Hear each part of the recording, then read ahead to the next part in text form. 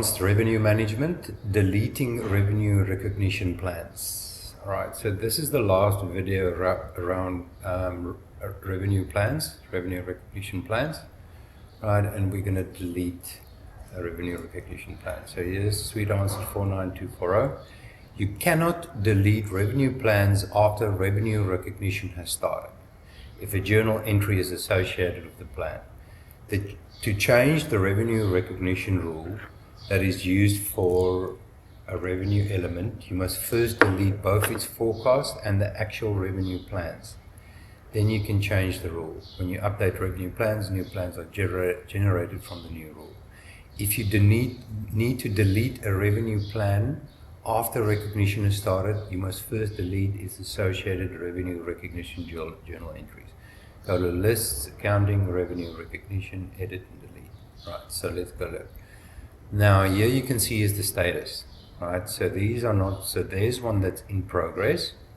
And if I look here, I can see total recognized 81. So there must be a journal there. So let's go view that one. We can see there's a journal 204. We can see its recognition has started. So if we try and edit this, it's not going to want to delete. So let's try. No, cannot delete because revenue has started, okay? So let's go and cancel this. We'll go open this journal.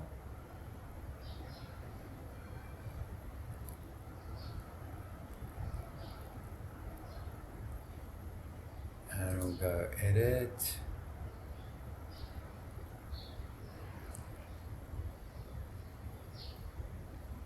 We'll go delete.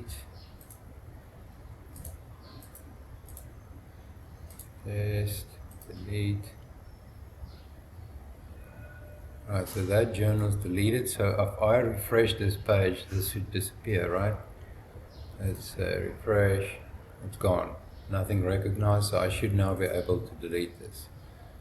So let's go. Okay. And it's deleted. So that's how you delete the revenue recognition plan.